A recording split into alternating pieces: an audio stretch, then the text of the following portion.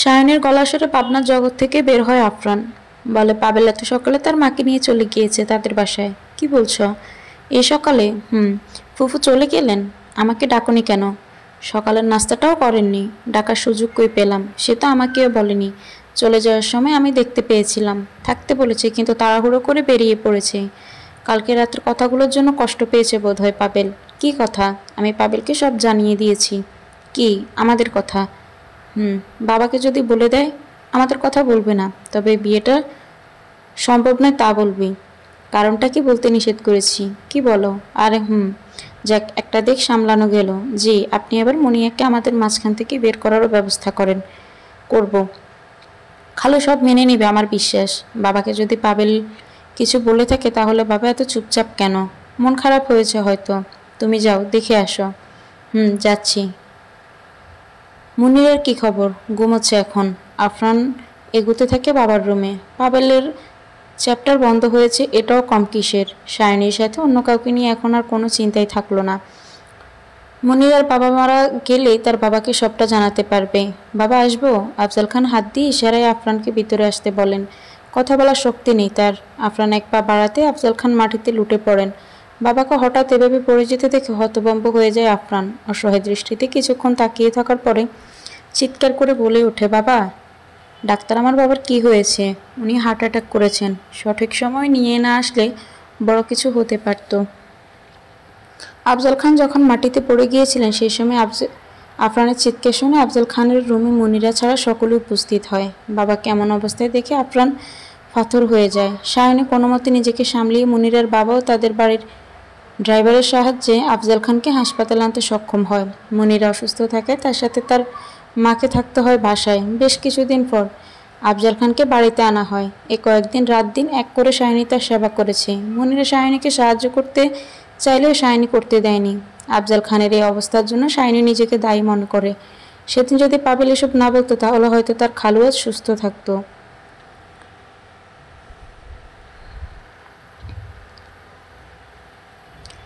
আর পাবেলকে এসব বলার জন্য সে নিজেই বলেছিল। সে কি করে ভুলে গিয়েছিল যে 1 বছর আগে ডাক্তার তাদের সাবধান করেছিল যে কোনো মুহূর্তে আফজাল খানের খারাপ কিছু হতে পারে। সেদিনের কথা শুনে তারা এই 1 বছর বিয়ের কথা গোপন করে রেখেছে। আর আজ 1 বছর পর এসে সেই ভয়টা সত্যি হয়ে গেল।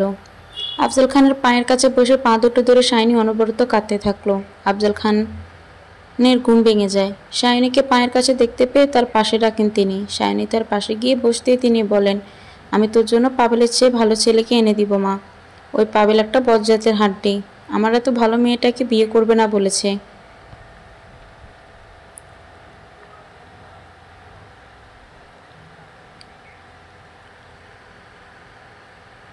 খালু, তুমি এসব নিয়ে ভেবো না একদম। আমার লকারে তোর বাবার সম্পত্তির দলিল, মায়ের গয়না এসব রয়েছে। আমার কিছু হলো ওগুলো নিয়ে নিস। এতদিন তো আমি সামলিয়ে রেখেছি। সায়নী তার হাত ধরে বলে, সবসময় তুমি সামলাবে, তোমার কিচ্ছু হবে না। আমিও তোমায় ছেড়ে কোথায় যাব না বলে দিলাম। আচ্ছা, এসব এখন বাদ দাও। আমি তোমার জন্য কিছু নিয়ে আসি, খেতে হবে তো তোমাকে। কি খাবা বলো? তোর যা খুশি বানিয়ে আন। Chicken soup? ঠিক আছে। সায়নীর রুম থেকে বেরোতে একটা দীর্ঘশ্বাস ফেলেন আফজাল খান। তিনি কি কোনো ভুল করে ফেলেছেন? সায়নীকে নিজের কাছেই রাখতে পারতেন তিনি। শুধুমাত্র পাবেলের সাথে বিয়ে ঠিক ছিল বলে এ ব্যাপারে কোনোদিন ভেবে দেখেননি। আর যদি মনিরার সাথে আফরানের বিয়েটা না হতো তাহলে সায়নীকে না, যেটা এখন হওয়ার না সেটা নিয়ে ভেবে লাভ নেই। রান্নাঘরে পা রাখতে সায়নীর মাথাটা ঘুরে ওঠে। মনে হচ্ছে এক্ষুনি পড়ে যাবে সে। কিন্তু খালুর জন্য কিছু একটা বানাতে হবে। খালুর দায়িত্ব যে সে নিয়েছে। ভেতরে ঢুকে চুলার পাশে যাওয়ার আগে গলগল করে বমি করে দেয় সে। রান্নাঘরে মনিরা বসে তরকারি কাটছিল। সায়নের হঠাৎ এমন অবস্থা দেখে তাড়াতাড়ি তার পাশে যায় সে। বাবা, আপু সবার শরীর খারাপ। এই সময় আমাকে ফেলে চলে যাবে তুমি আম্মা? আর কটা দিন থাকো না। তোর চাচার এই সময় শরীর খারাপ করে বসে থাকতে হয়েছে, কি করব বল? না হলে সায়নীর একটা গতি না করে আমি কিছুতেই যেতাম না। উফ আম্মা, তুমি শুধু আপুকে নিয়ে এসব কথা বলো কেন? উনি তোমার কি ক্ষতি করেছে? ওরে বলো, তোর ক্ষতি করবে এই মেয়ে। আমার তো মনে হয় এই মেয়েকেই পাবেলকে শিখিয়ে দিছে বিয়ে না করতে, আর এসব ভাই সাহেবকে বলতে। না হলে তুই বল, শেষ সময় এসে উল্টানোর কারণ কি? এত কিছু আমি জানি না। আর আম্মা, আপুর নাম আছে একটা, সায়নী।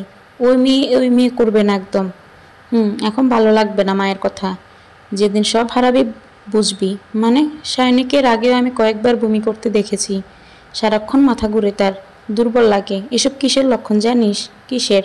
মা হওয়ার লক্ষণ। আম্মা, দয়া করে থামো তুমি। চলেই যাও তুমি। তোমার এখানে থাকার দরকার নেই। যাবো যাবো, তবে সময় থাকতে সায়নীর পেটে কার বাচ্চা খবর নেই। না হলে কপাল পুড়বে তোর। আম্মা, আমি যাই, ব্যাগ গোছাই। জামাইয়ের সাথে দেখা হবে না, একটু পরে বের হয়ে যাব, না হলে পৌঁছাতে দেরি হয়ে যাবে। মা কিসের ইঙ্গিত দিলেন তাকে? সায়নী এমন মেয়েই নয়, বিয়ের আগে খারাপ কিছু করবে। তাছাড়া সায়নীর পেটে সন্তান আসলেও তার কোনো কপাল পড়বে। মাকে তাহলে তার স্বামীর সাথে সায়নীর? না, এসব কি ভাবছে সে? এমন জঘন্য চিন্তা সে করতেই পারে না। এটা অন্যায়। সায়নী তাকে নিজের বোনের মতোই দেখে। এসব ভাবনা মাথা থেকে ফেলে বিছানা ছেড়ে দাঁড়িয়ে পড়ে মনিরা। ঘড়ির দিকে তাকিয়ে দেখে বিকাল 5টা। আফরান এখন অফিস থেকে তাড়াতাড়ি ফিরে বাবার অসুস্থতার জন্য, তাই মনিরা তার জন্য কিছু বানাতে এগিয়ে যায় রান্নাঘরের দিকে।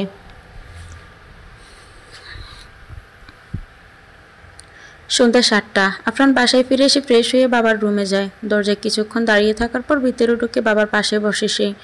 ভেবেছিল তার বাবা ঘুমোচ্ছে, কিন্তু তিনি এমনিতেই চোখ বন্ধ করে রেখেছিলেন। আফরানের উপস্থিতি বুঝতে পেরে চোখ জোড়া খুলে দেখলেন তিনি। তার ছেলে অন্যদিকে তাকিয়ে চোখের পানি ফেলছে। বেঁচে আছি তো বাবা, মরে গেলে না হয় কাঁদিস। বাবার দিকে অসহায় দৃষ্টিতে তাকিয়ে সে বলে, এসব হাবিজাবি কথা তুমি একদম বলবে না। কিচ্ছু হবে না তোমার। মনে হচ্ছে মরে গেলেই ভালো হতো। সায়নীর মুখোমুখি হতে বড্ড লজ্জা করে। ছোট্ট একটা নিঃশ্বাস নিয়ে আফরান বলে, তোমার কি কিছু করার আছে এতে? হয়তো না, কিন্তু এখন আছে। কি? ওর জন্য একটা ভালো পাত্র ঠিক কর বাবা। এটার দায়িত্ব তোকেই দিলাম আমি। বাবার সাথে কথা বলা শেষ নিজের রুমে আসে আফরান। বারান্দায় দাঁড়িয়ে ভাবতে থাকে, এই অবস্থায় বাবাকে কিভাবে বলবে সায়নীর কথা। এদিকে সায়নীর জন্য পাত্র দেখতে বললেন তিনি। সায়নীকে পেয়েও কি সে হারাবে?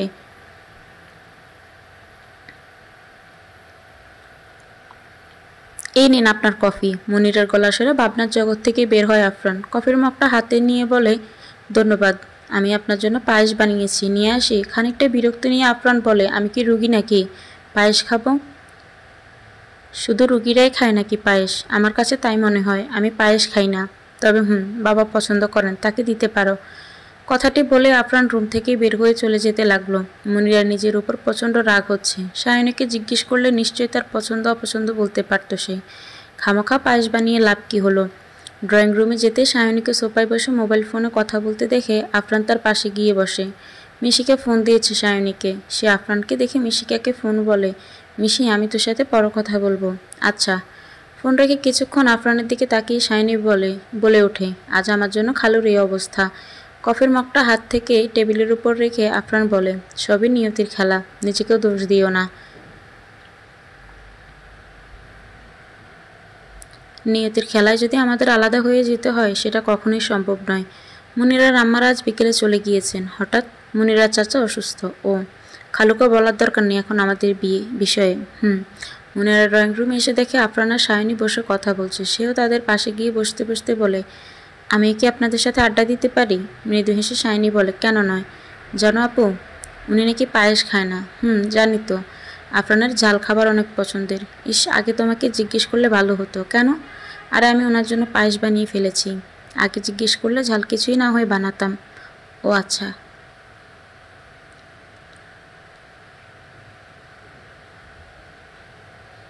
সায়নী বেশি কথা বলতে ইচ্ছে করছে না।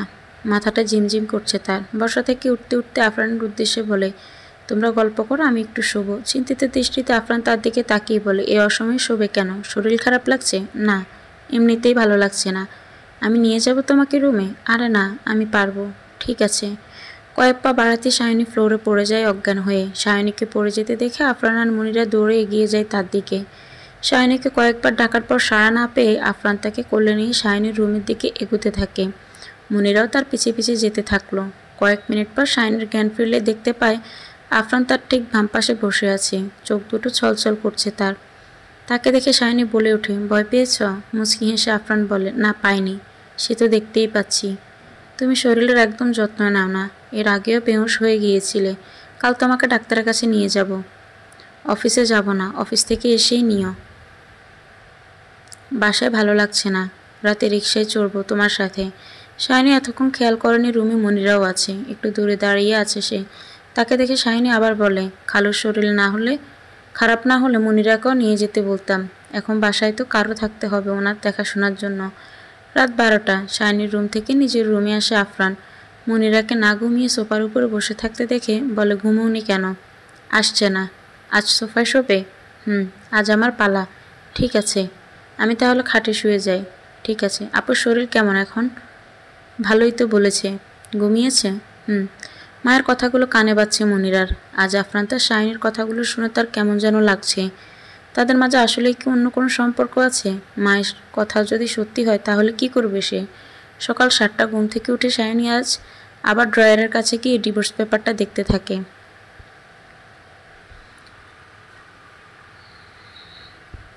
এতদিন তারা মনিরার মা বাবা চলে যাওয়ার অপেক্ষা করেছিল। এখন চলে গিয়েও খালুকে বলতে পারছে না তাদের সম্পর্কের কথা। আর যদি খালু শরীরটা ভালো থাকতো, ড্রয়ারের ভিতর থেকে শাইনি একটি লকেট বের করে, যে লকেটটি তাকে আফরান উপহার দিয়েছিল, হাতের মাঝে লকেটটি নিয়ে চুমু খায় সে। সেই সময় শাইনির ফোন বেজে ওঠে। টেবিলের উপর পেপার আর লকেটটি রেখে এগিয়ে যায় বিছানার দিকে। বালিশের পাশ থেকে মোবাইলটি নিয়ে দেখলো মিশিকার ফোন। শাইনি ফোন রিসিভ করে বারান্দার দিকে যেতে যেতে বলে, সরি, কাল আমি তোকে কল ব্যাক করতে পারিনি।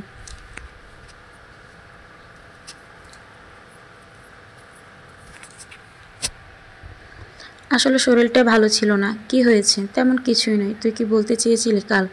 পাবেল তো আমাকে ফোন দেয়নি। ওর ফোন নাম্বারটা আমাকে দে। মেয়ে হয়ে কল দিবি? মজা নিবি না? আচ্ছা দিলাম না, কিন্তু ফোন নাম্বার দিতে পারি না। মাইন্ড করতে পারে। তুই বরং ফেসবুক আইডি নে। যদি কাজ হয় তখন না হয় নাম্বারের কথা ভাবা যাবে। চলবে। বল। ইংরেজিতে লিখবি পাবেল আহমেদ। ছবি আছে, দেখতে পাবি। তুই না ফেসবুক ইউজ করিস না? আফরান তো করে। একে দিয়েছিল, দেখেছি তখন। ও, থ্যাংক ইউ বান্ধবী। মিশিকের সাথে কথা বলা শেষে রুমে পা বাড়াতে থমকে যায় সায়নী। টেবিলের উপর রাখা ডিভোর্স পেপার আর লকেট মনিরার হাতে দেখে সে। সায়নীকে দেখে ড্যাব ড্যাব করে কিছুক্ষণ তাকিয়ে থাকে মনিরা। টেবিলের উপর হাত থেকে পেপার আর লকেট রেখে সায়নীর পাশে গিয়ে বলে, তুমি আমার ভালো আপু।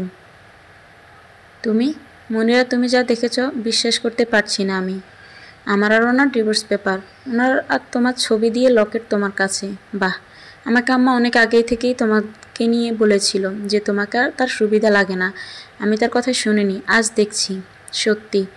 মনিরা, তোমাদের মাঝে কিছু থেকে থাকলে আমাকে কেন ঠকালে বলো?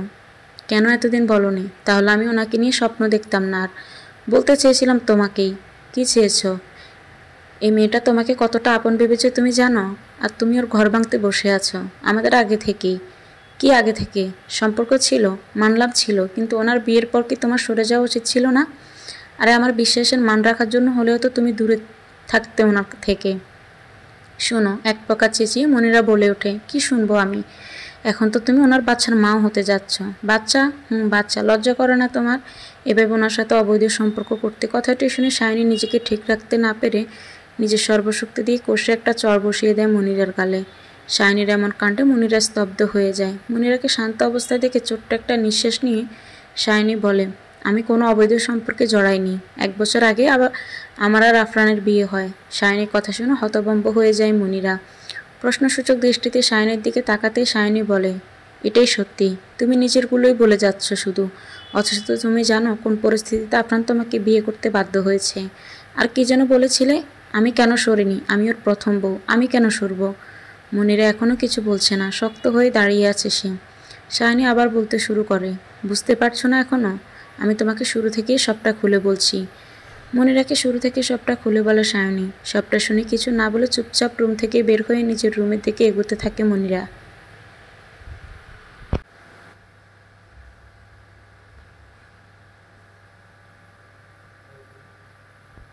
বিছানার উপর বসে আছে মনিরা, প্রাণ থেকেও যেন নেই তার। একটু আগে যা শুনেছে তা কি সত্যি? ওয়াশরুম থেকে বের হয়ে আফরান মনিরার উদ্দেশ্যে বলে, অফিস যাবে একটু পরে।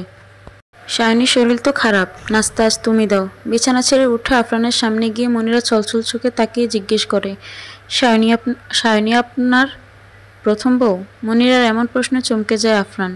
মনিরা হঠাৎ এই প্রশ্নটা করেছে কেন? ওকে কিছু জেনে গিয়েছে? আফরান কিছু বলার আগেই মনিরা বলে ওঠে, আমি সবটা জেনে গিয়েছি। আপনারা 1 বছর আগে বিয়ে করেছেন। একটা প্রশ্নই শুধু করব, আমি কি আপনার মনে আপনার জন্য আলাদা কোনো জায়গা বানাতে পারিনি? আফরানকে চুপ থাকতে দেখে মনিরা কাঁদতে কাঁদতে মেঝেতে বসে পড়ে। মনিরার এমন অবস্থা দেখে তাকে সান্ত্বনা দেওয়ার জন্য আফরান নিচু হয়ে নিজের পায়ে ভর দিয়ে হাঁটু গেড়ে তার পাশে বসে বলে, দেখো মনিরা, যা হয়েছে অন্যায় হয়েছে, আমি জানি। কিন্তু আফরানকে কিছু বলার সুযোগ না দিয়ে মনিরা হঠাৎ তাকে জড়িয়ে ধরে বলতে থাকে, আমি আপনাকে ভালোবেসে ফেলেছি। আমি আপুকে হিংসা করব না, কারণ আপুকেও আমি বোনের মতো ভালোবাসি। দয়া করে আমাকেও থাকতে দিন আপনাদের পাশে। যেভাবে বিয়েটা হোক, আমি তো আপনার বউ। আপাতত মনিরাকে সান্ত্বনা দেওয়ার জন্য পরে না হয় বোঝানো যাবে। এসব ভেবে আফরান তার মাথায় হাত বুলিয়ে বলে, ঠিক আছে, তুমি যা বলো তাই হবে, এখন শান্ত হও। এদিকে মনিরার কী অবস্থা তা দেখার জন্য তাদের রুমে আসে সায়নী। কিন্তু আফরান ও মনিরা একে অপরে জড়িয়ে ধরে আছে দেখে নিজেকে সামলাতে না পেরে চেঁচিয়ে বলে ওঠে, আফরান। সায়নীকে দেখে আফরান ও মনিরা দুজনে মেঝে থেকে উঠে দাঁড়ায়। সায়নীর পাশে গিয়ে মনিরা বলে, আপু আমাকে মাফ করে দাও, অনেক কিছু বলেছি তোমায় না জেনে। এখন তো জেনেছ, এখন তোমার করণীয় নিশ্চয়ই জানো। মনিরা হঠাৎ করে সায়নীর পা ধরে বলতে থাকে, তোমাদের থেকে দূরে সরিয়ে দিও না আমায়। এ বাসায় যে কোনো একটা কোণায় আমি পড়ে থাকবো।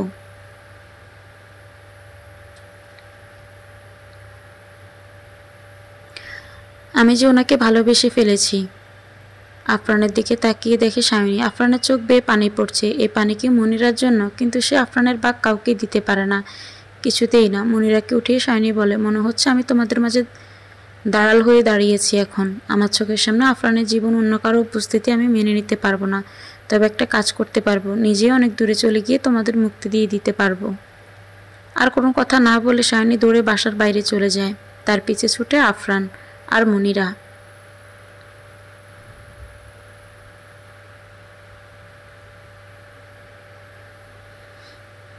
আফরান ও মনিরার ডাকে সায়নী থামে না। সায়নী বাসা থেকে বের হয়ে রাস্তায় নেমে ফুটপাত ধরে দৌড়াতে থাকে। তার পিছনে পিছনে ছুটতে থাকে আফরান আর মনিরা।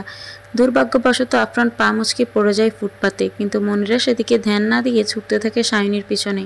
হঠাৎ সায়নী রাস্তার মাঝখানে যেতে তার দিকে দ্রুত বেগে এগিয়ে আসে একটি প্রাইভেট কার। মনিরা চেঁচিয়ে বলতে থাকে, আপু সরো, কিন্তু সায়নী ছুটতে থাকে দ্রুত গতিতে। কোনো কথা যেন তার কানে যাচ্ছে না, কোনো কিছুই যেন সে শুনছে না। এদিকে প্রাইভেট কারটি নিয়ন্ত্রণ হারিয়ে ফেলে সায়নীর খুব কাছাকাছি চলে আসতেই দূর থেকে আফরান চেঁচিয়ে বলে ওঠে, সায়নী। প্রাইভেট কারটি যখন সায়নীর খুব কাছাকাছি চলে আসে তো তাকে সরাতে গিয়ে কারটির সাথে ধাক্কা লেগে মাটিতে লুটিয়ে পড়ে মনিরা। সাথে সাথেই মনিরার মাথা ফেটে পড়তে থাকে অজস্র ধারায় রক্ত। ঘটনার আকস্মিকতায় হতভম্ব হয়ে যায় সায়নী। সে নিজে আত্মহত্যা করতে চায়নি, কেন যে সে রাস্তার মাঝখানেই চলে গিয়েছিল তার নিজেরই জানা নেই। এদিকে আফরান ছুটে আসতেই দেখে সায়নী স্তব্ধ হয়ে দাঁড়িয়ে রয়েছে, কিন্তু মনিরা মাটিতে পড়ে আছে। সায়নীকে সে ভালোবাসলে মনিরার এমন অবস্থা হোক সে কখনোই চায়নি।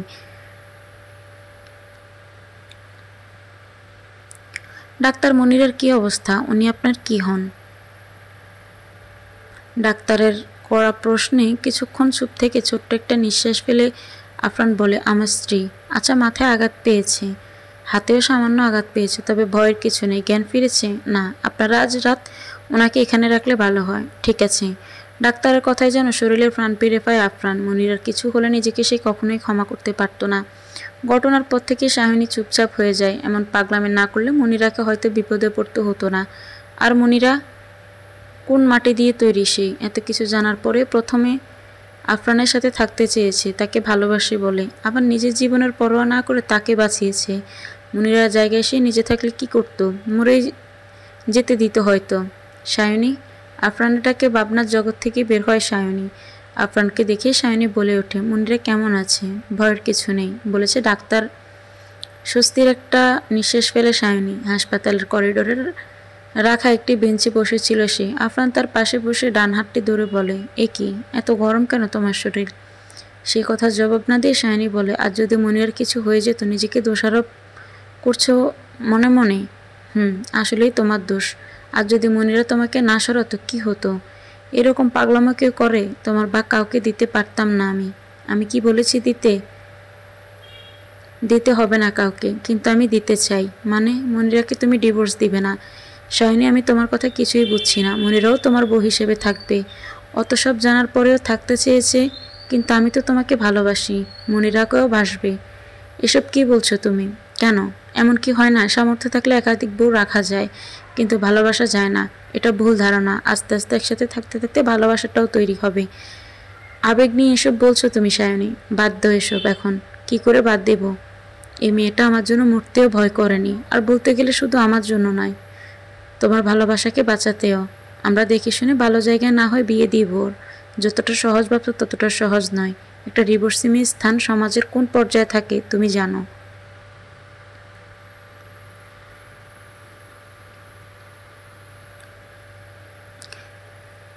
একবার বিয়ে ভেঙেছে, আর এখন তুমি যদি ছেড়ে দাও সবাই কোন চোখে দেখবে ওকে, বুঝতে পারছো? ওর সাথে আমার শারীরিক কিছু হয়নি, সেটা আমি আজ ছাড়া কেউই জানে না। তাই বলে আজ ওর কিছু হলে নিজেকে ক্ষমা করতে পারতাম না আফরান।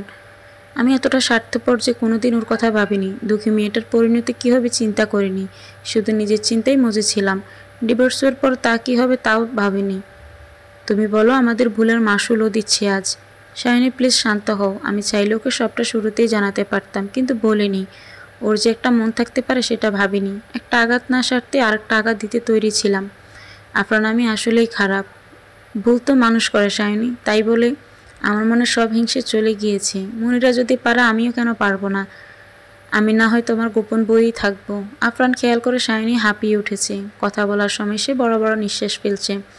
শাইনির মাথা নিজের বুকে নিয়ে বলে, এসব দেখা যাবে, এত চিন্তা করো না। এখন চলো তোমাকে ডাক্তার দেখায়, অনেক দুর্বল দেখাচ্ছে তোমাকে। পরে? কেন পরে টরে না? কোনো অবহেলা হয়েছে তোমার এখন? বসা থেকে উঠতেই দেখা পায় তার মিশিকার। শাইনি তুই এখানে? মনিরার জন্য। কেন? অ্যাক্সিডেন্ট করেছে সে, কি বলিস?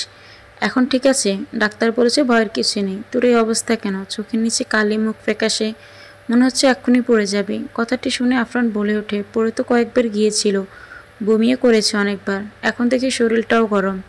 তাই তোমার বান্ধবীকে ডাক্তার দেখাতে বলেছিলাম। আরে আফরান ভাই, আমাকে বললে আমি দেখে আসতাম বাসায় গিয়েই। ভুল হয়ে গিয়েছে। শাইনির দিকে তাকিয়ে মিশিকা বলে, মাথা কি ব্যথা করে তোর? এখন যখন এসেই পড়েছিস কিছু টেস্টটা সিটি স্ক্যান করিয়ে নে। আফরান বলে ওঠে, তুমি ডাক্তার, যা বুঝো করো। ঠিক আছে, চলো আমার সাথে। মিশিকের সাথে যেতে যেতে আফরানকে শাইনি বলে, খালুর সাথে কে আছেন? হাসির মা তার স্বামীকে বলেছি থাকতে। আমাদের কি থাকতে হবে আজ? এক রাত থাকলে ভালো হয় আর কি। মনিরার অবস্থা স্বাভাবিক হয় কি না বুঝেছি। ঠিক আছে। পরের দিন দুপুরে মনিরাকে নিয়ে বাসায় ফিরে শাইনি আর আফরান। মনিরার মাথায় ব্যান্ডেজ করা হয়েছে। বাসায় ফিরে মনিরা দেখা করতে যায় আফজাল খানের সাথে। বাবা আসবো?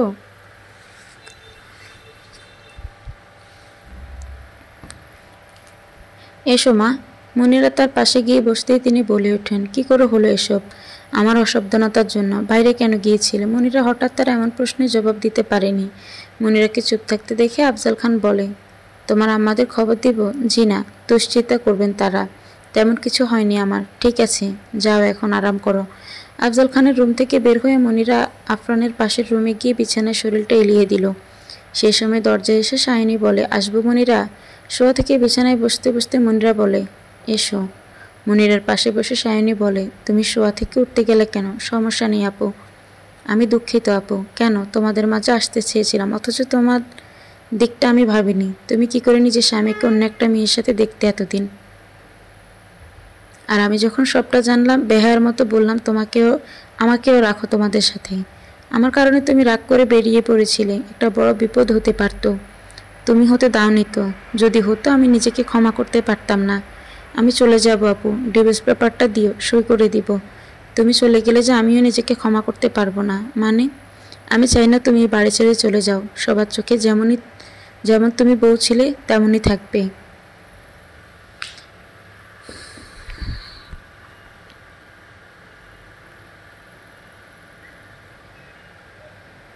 আমি না হয় আফরানের গোপন বউ হিসেবেই থাকবো। আপু তুমি যদি নিজের স্বামীর পাক দিতে পারো, আমি কেন নয়?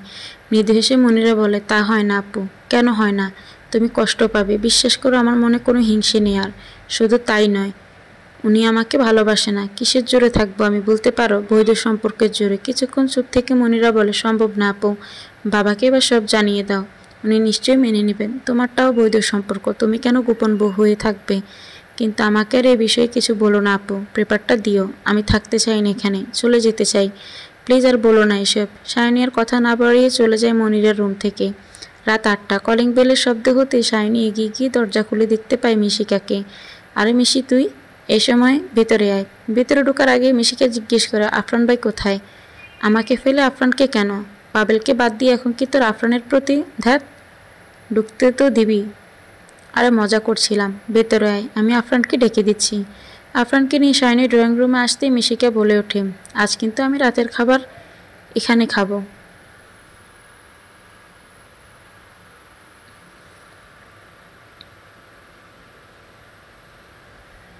মুচকি হেসে শাইনি বলে, তুই না বললেও না খেয়ে যেতে দিতাম না তোকে। তাহলে যা, এখন রান্না শুরু করে দে, তাড়াতাড়ি চলে যেতে হবে আমাকে, আজ এখান থেকে গেলেই পারিস। না রে, আরেকদিন আসবো। আচ্ছা ঠিক আছে। শাইনি রান্নাঘরের দিকে এগুতে থাকে আর আফরান সোফায় বসতে বসতে বলে, মিশিকা আমি তোমাকে এমনিই ফোন দিতাম শাইনির রিপোর্টের জন্য। আমি ওটা নিয়ে এসেছি। তাই নাকি? দাও দেখি। দেখলে সহ্য করতে পারবেন তো? বুঝলাম না মিশিকা। ছলছল চোখে আফরানের দিকে তাকিয়ে মিশিকা বলে, শাইনির ব্রেন টিউমার হয়েছে। মিশিকার মুখে এমন একটা কথা শুনে হতভম্ব হয়ে যায় আফরান। মিশিকা ব্যাগ থেকে রিপোর্টটা বের করে আফরানের দিকে এগিয়ে দিয়ে বলে, ভেঙে পড়ো না, শক্ত থাকতে হবে। তুমি ভেঙে পড়লে শাইনির কি হবে বলো? আফরানের মুখ দিয়ে কোনো কথা বের হচ্ছে না, শুধু চোখ দিয়ে অনবরত পানি ঝরছে। আফরানকে চুপ থাকতে দেখে মিশিকা আবার বলে, শাইনির দ্রুত চিকিৎসার ব্যবস্থা করো, খুব বেশি দেরি হয়নি।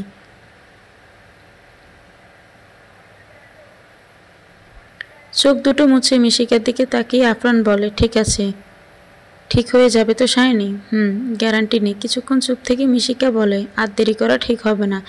তুমি আমার প্রশ্ন এড়িয়ে গিয়েছো মিশিকা, তার মানে গ্যারান্টি নেই। আল্লাহর রহমত আর উন্নত চিকিৎসা পেলে শাইনি ঠিক হয়ে যাবে, আর ঠিক হওয়ার সম্ভাবনাই বেশি। আমি ওকে নিয়ে কোনো রিস্ক নিতে চাই না। দেশের বাইরেও চিকিৎসা করাতে চাই। কোন দেশে নিয়ে গেলে ভালো হবে? সিঙ্গাপুর নিয়ে যেতে পারো। ঠিক আছে। রাত 11টা। রাতের খাবার খেয়ে ড্রয়িং রুমে আফরানের পাশে বসে টিভি দেখছে শাইনি, কিন্তু ছলছল দৃষ্টিতে তার দিকে তাকিয়ে আছে আফরান। এভাবে হাঁ করে কি দেখছ? তোমাকে। আমাকে? হাঁ করে দেখার কি আছে? তুমি বুঝবে না। ঠিক আছে। মিশিকে কি বলেছে তোমাকে? রিপোর্ট এনেছে আমার? শাইনির প্রশ্নে কিছুক্ষণ চুপ থেকে আফরান বলে, বেশি চিন্তা করছো তুমি, ইদানিংতে শরীর দুর্বল। আর কিছু না। হঠাৎ মনিরে এসে আফরানের উদ্দেশ্যে বলে, ডিভোর্স পেপারটা দিতে পারেন, যত তাড়াতাড়ি সম্ভব আমি চলে যেতে চাই। আফরান কিছু বলার আগে শাইনি বলে, কোথায় যাবে? সেটা আমার বিষয়। ছোট্ট একটা নিঃশ্বাস নিয়ে শাইনি বলে, আজকে রাতটা ভেবে দেখো। এ পর্যায়ে মনিরা কড়া গলায় বলে ওঠে, আমি কারো দয়া চাই না, আজ এক্ষুনি ডিভোর্স চাই। শাইনি কিছু বলার আগে আফরান বলে, নিজের রুমে যাও, আমি পেপার পাঠিয়ে দিচ্ছি। হন হন করে হেঁটে মনিরার নিজের রুমে এগিয়ে যায়। এদিকে আফরান শাইনির হাত ধরে বলে, পাগলামি করো না, আমার শুধু তোমাকে লাগবে। পেপারটা তোমার কাছে না? যাও ওর কাছে নিয়ে যাও। শাইনি সোফা ছেড়ে উঠে এগিয়ে গিয়ে সরাসরি মনিরের রুমের দিকে মনিরার বিছানায় বসে কাঁদতে দেখে। তার পাশে বসে বলে, মনের বিরুদ্ধে গিয়ে এই কাজ করাটা কি খুব দরকার? মনিরা শাড়ির আঁচল দিয়ে চোখ দুটো মুছে বলে, পেপার এনেছ? এত তাড়া কিসের? আপু প্লিজ, আর কোনো কথা না বলে পেপারটা দাও আমায়। আমি থাকতে চাই না এখানে। তোমার সংসার তুমি সামলাও। আমি না থাকতে যে তোমাকে বড় দরকার এই সংসারে, আর কাউকে আমি ভরসা করতে পারবো না মনিরা। মানে? লম্বা একটা দম ফেলে শাইনি বলে, আমার ব্রেন টিউমার হয়েছে। শাইনের কথা যেন বিশ্বাসই হচ্ছে না মনিরার। ছলছল চোখে শাইনের দিকে তাকিয়ে বলে, কি বলছো তুমি এসব? যা বলছি সত্যি।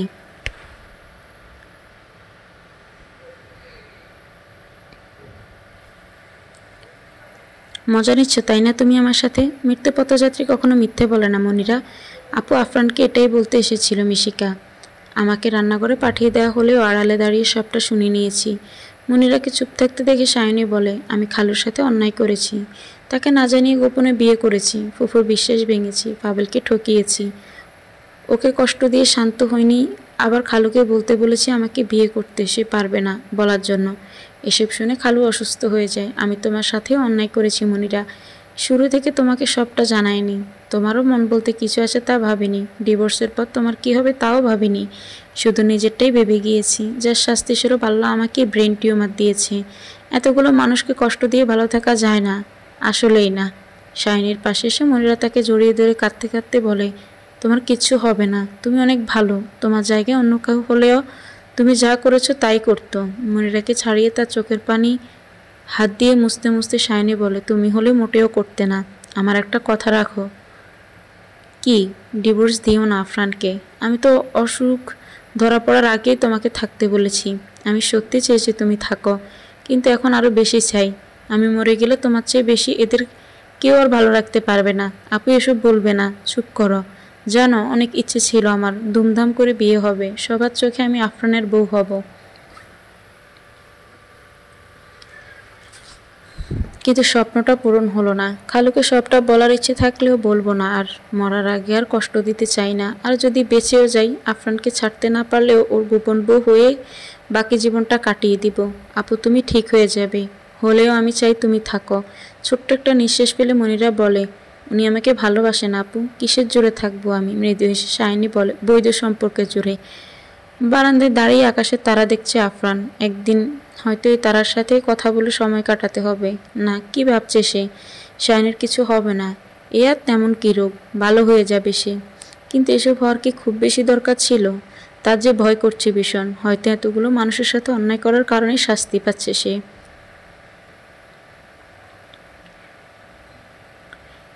কিন্তু নিজের ভালোবাসার প্রতি বিশ্বাস আছে তার। সায়নীর কিছু হবে না। মনিরার রুম থেকে সায়নী চলে যেতেই মনিরা নীরবে কিছুক্ষণ কাঁদতে থাকে।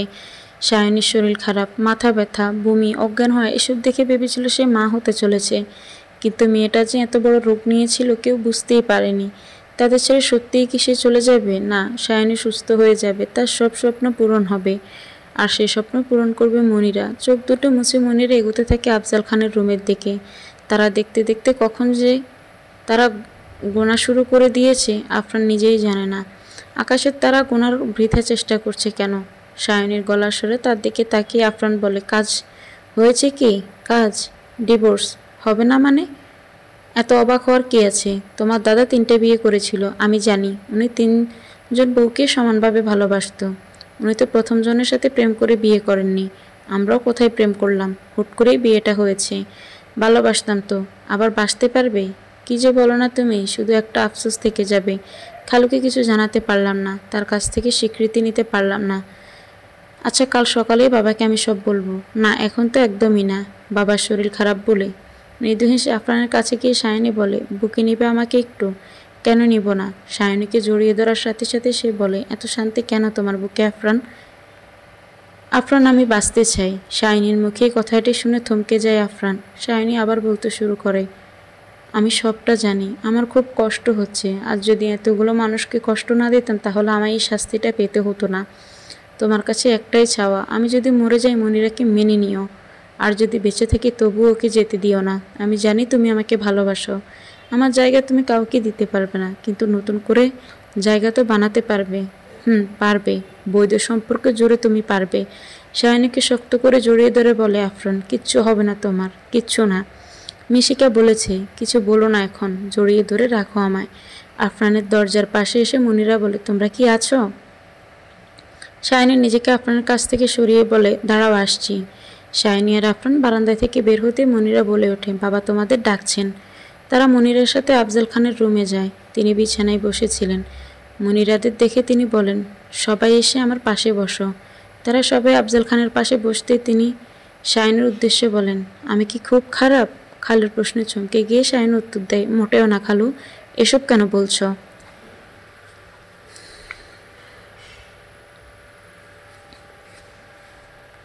নিশ্চয়ই খারাপ, না হলে তুই যে অনেক আগ থেকে আফরানকে ভালোবাসিস এটা আমাকে বলিসনি কেন? এবার বড়সড় একটা ধাক্কা খায় সায়নী আর আফরান। দুজনেই চোখ বড় বড় করে তাকায় আফজাল খানের দিকে। তাদের চুপ থাকতে দেখে তিনি সায়নীর দিকে তাকিয়ে বলেন, মনিরা আমাকে সবটা বলেছে, ভুল মানুষ করে, তাই বলে মনে এত বড় পাথর রেখে দিবি তুই?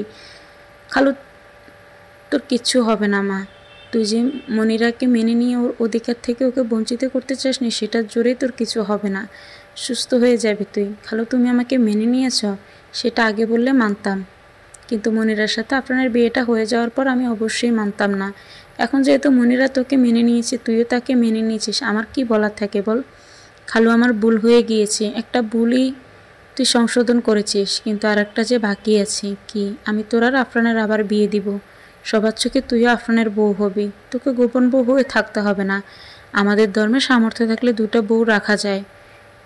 খালু, আফজাল সাহেব খেয়াল করেন তার ছেলের চোখে পানি। তিনি তার দিকে তাকিয়ে বলেন, এই যে গাদা, যা হবার হয়েছে, চোখ মুছ দেখি। বাবা, তোমার কিছু হয়ে যাবে বলে আমি বলতে পারিনি এতদিন, ভুল করেছিস। সেই ভুলটা শুধরে দিয়েছে মনিরা। এখন এসব বাদ দে। সায়নের চিকিৎসা কোথায় করবি ঠিক করেছিস? সিঙ্গাপুর। ওখানে আমার বন্ধু দুলাল তার বউ নিয়ে থাকে, ওর বাসায় উঠবো ভাবছি। ঠিক আছে, যাওয়ার ব্যবস্থা হতে হতে এখানেও চিকিৎসা চালিয়ে রাখিস। তোরা ফিরে আসার পর আমি তোদের আবার বিয়ে দিব। সায়নী আর তোর গোপন বউ থাকবে না। মনিরার পাশে গিয়ে সায়নী তাকে জড়িয়ে ধরে বলে, এতদিন খালুকে কিছু বলতে পারিনি, আর হয়তো বলতে পারতাম না। তার স্বীকৃতি ছাড়া মরেও শান্তি পেতাম না। আরেকবার মরার কথা বললে আমি কিন্তু চলে যাব বলে দিলাম। মনিরার কথাটি শুনে সায়নী সহ সকল উচ্চ শব্দে হেসে ওঠে। সিঙ্গাপুর যাওয়ার দিন আপু সব নিয়েছ? নিয়েছি মনিরা, সব নিয়েছি। শোনো আপু, একদম ভাববে না চিকিৎসা করতে গিয়েছ। কি ভাববো? হানিমুনে গিয়েছ। ওরে দুষ্টু, নিজের যত্ন নিবা কেমন? তুমিও বাবার খেয়াল রেখো। মনিরা, আমি মরতে চাই না, তোমাদের সাথে বাকি জীবনটা পার করতে চাই। তাই হবে আপু, তুমি আমার কথাই এই সংসার ছেড়ে যাওনি। আমি তোমাকে কথা দিচ্ছি, আফরানের মনে তোমার জন্য আলাদা একটা জায়গা বানাতে আমি সাহায্য করব। আর যদি আমার কিছু হয়ে যায়, কিচ্ছু হবে না তোমার। লাগেজ নিয়ে রুম থেকে বের হয়ে ড্রয়িং রুমে যেতে সায়নী দেখতে পায় তার ফুফু ফাবেল আর মিশিকাকে।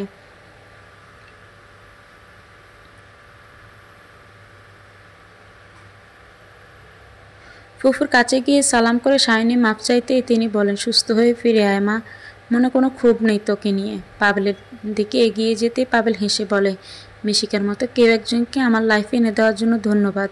সায়নী মৃদু হেসে পাবেল আর মিশিকার উদ্দেশ্যে বলে, আমি খুব খুশি হয়েছি তোদের জন্য। ভালো থাকে এভাবে।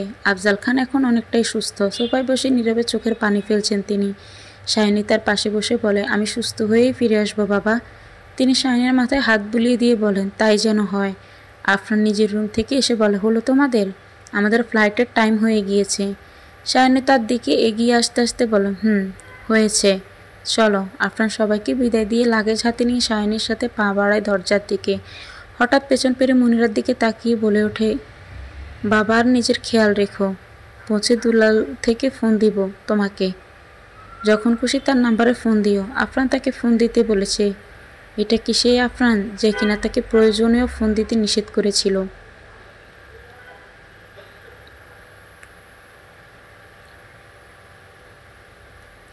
মনিরাকে চুপ থাকতে দেখে সায়নী বলে ওঠে, এই কিছু বলো। মুচকি হেসে মনিরা বলে, ঠিক আছে।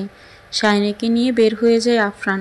মনে তার একটাই আশা, তার ভালোবাসার সায়নী যেন কিচ্ছু না হয়। সায়নীর এখন আর কোনো চিন্তা নেই, সবই পেয়েছে সে। এখন শুধু সুস্থ হয়ে ফিরে আসার অপেক্ষা। যদিও সে আফরানের ভাগ কাউকে দিবে কখনো ভাবেনি, কিন্তু মনিরাকে দিতে তার কোনো সমস্যা নেই। আর সে জানে আফরানও মনিরাকে একদিন ভালোবাসতে পারবে। মনিরার বিশ্বাস সায়নী ঠিক সুস্থ হয়ে ফিরে আসবে, কিন্তু সে জানে না সে কখনো আফরানের ভালোবাসা পাবে কিনা। তবে সায়নী বলেছে বৈধ সম্পর্কে জোরে একদিন আফরান তাকেও ভালোবাসবে, আর এই বৈধ সম্পর্কের জোরেই তারা সুখে শান্তিতে সংসার করবে।